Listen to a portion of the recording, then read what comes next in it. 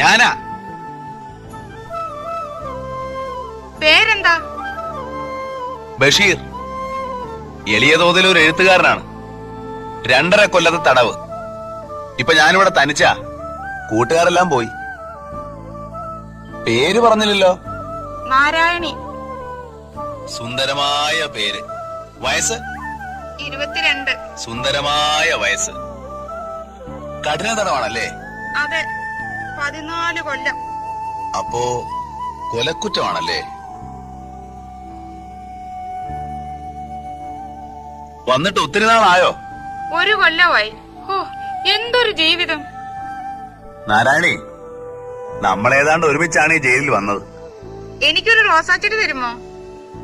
നാരായണി എങ്ങനെ അറിഞ്ഞു ഇവിടെ റോസാച്ചെടി ഉണ്ടെന്ന്? ജയിലല്ലേ, എല്ലാവരും അറിയും.